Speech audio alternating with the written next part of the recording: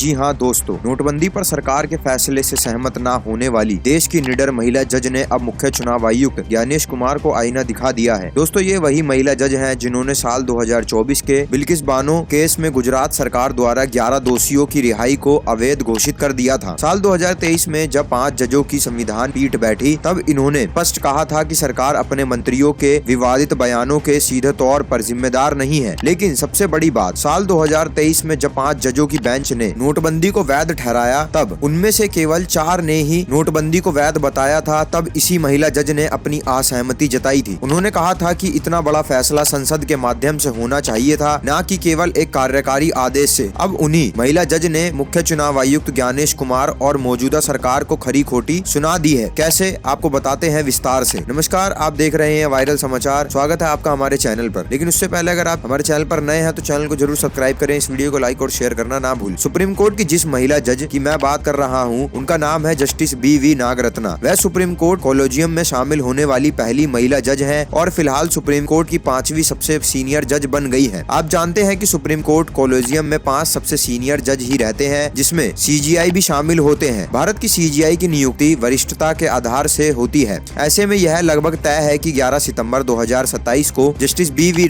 नागरत्ना भारत की 50वीं मुख्य न्यायाधीश CJI बनेंगी। वह इस पद पर पहुंचने वाली देश की पहली महिला होंगी। अब जस्टिस नागरत्ना ने चुनाव आयोग के चीफ ज्ञानेश कुमार को लेकर जो कहा है वो उन्हें आईना दिखाने जैसा बताया जा रहा है। उन्होंने कहा, भारत में चुनाव केवल समय समय पर होने वाली घटनाएं नहीं है, बल्कि यह एक ऐसा तंत्र है जिसके माध्यम से राजनीति सत्ता का गठन होता है। हमारे संवैधानिक लोकतंत्र ने यह साबित किया है कि समय पर चुनाव होने से ही सरकार में सुचारू बदलाव संभव है। चुनाव प्रक्रिया पर नियंत्रण का मतलब असल में राजनीति प्रतिस्पर्धा की शर्त पर नियंत्रण रखना है। जस्टिस नागरत्ना ने TN सेधन मामले का हवाला देते हुए कहा कि सुप्रीम कोर्ट ने चुनाव आयोग को एक अंततः महत्वपूर्ण संवैधानिक संस्थान माना था, जिसे निष्पक्षता सुनिश्चित करने का दायित्व सौंपा गया है। उन्होंने बात कही कि अगर चुनाव कराने वाले लोग उन लोगों पर ही निर्भर हो जाएं जो चुनाव लड़ रहे हैं, तो इस प्रक्रिया की न्यूट्रलिटी निष्पक्षता कभी सुनिश्चित नहीं की जा सकती। जस्टिस नागरत्ना ने ये बातें उस बिहार में कही है जब मुख्य चुनाव आयुक्त ज्ञानेश कुमार की निष्पक्षता पर लगातार सवाल उठ रहे हैं। ज्ञानेश कुमार इस वक्त विपक्ष के रडार पर हैं। बिहार से लेकर पश्चिम बंगाल तक उनकी भूमिका पर सवाल उठे हैं। पश्चिम बंगाल में तो ममता बनर्जी ने ज्ञानेश कुमार को सुप्रीम कोर्ट तक खड़ा कर दिया और बता दिया कि एक चुनी हुई मुख्यमंत्री की पावर क्या होती है। आज स्थिति यह है कि जनता के बीच चुनाव आयोग की विश्वसनीयता को लेकर संदेह है। ज्ञानेश कुमार के वीडियो सोशल मीडिया पर चलते हैं, कभी एयरपोर्ट पर हाथ लहराते हुए तो कभी राज्यों के दौरे पर। लोगों को लगता है कि वह मुख्य चुनाव आयुक्त कम है और कोई बड़े नेता ज्यादा हैं। आज तो आप जानते ही हैं कि वह मौजूदा गृह मंत्री साहब के कितने खास रहे हैं और फिलहाल जो भूमिका निभा रहे हैं उससे जनता में असमंजस की विश्वसनीयता की कमी साफ दिखती है। जस्टिस नागरत्ना ने सिर्फ चुनाव आयोग ही नहीं बल्कि केंद्र राज्य संबंधों पर भी बड़ा और कड़ा रुख अपनाया है। उन्होंने जो कहा उसे जोर देकर कहा कि केंद्र को राज्यों को अपना सब ऑर्डिनेट यानी अधीनस्थ नहीं बल्कि एक समान सहयोगी इक्वल पार्टनर समझना चाहिए। उन्होंने कहा कि सत्ता में कोई भी पार्टी हो, विकास के मामले में किसी राज्य के नागरिकों के साथ भेदभाव नहीं किया जा सकता। उन्होंने चेतावनी दी कि केंद्र और राज्यों के बीच बढ़ावा टकराव का देखा जा रहा है। बढ़ता टकराव देश के लिए अच्छा संकेत नहीं है। यह हमारे संवैधानिक ढांचे को चोट पहुंचाता है। इतिहास का सबक यह है कि जब संस्थाएं एक दूसरे पर नियंत्रण रखना बंद कर देती हैं, तो ढांचे को टूटना शुरू हो जाता है। ऐसी स्थिति में चुनाव होते रह सकते हैं, अदालतों और संसद भी चल सकती है, लेकिन सत्ता पर असल में कोई असुख यानी अंकुश नहीं रहता। तो दोस्तों, एक निडर जज बल्कि महिला जज ने ज्ञानेश कुमार और सरकार के सामने आईना रख दिया है। अब सवाल यह है कि जो विश्वास लोकतंत्र को दरका चुका है उसे ज्ञानेश कुमार कैसे बहाल करेंगे। क्या वे अपनी जिम्मेदारी निष्पक्षता से निभा रहे हैं या फिर भाजपा कर रहे हैं। इस पूरे मुद्दे पर आपकी क्या राय है। ज्ञानेश कुमार की भूमिका को लेकर आप क्या सोचते हैं, अपनी राय खुले मन से कमेंट बॉक्स में जरूर बताइए। वीडियो को लाइक और शेयर करना ना भूलें और सब्सक्राइब करें वायरल समाचार को। मिलते हैं अगली ऐसी ही बड़ी खबर के साथ, तब तक के लिए जुड़े रहें वायरल समाचार के साथ।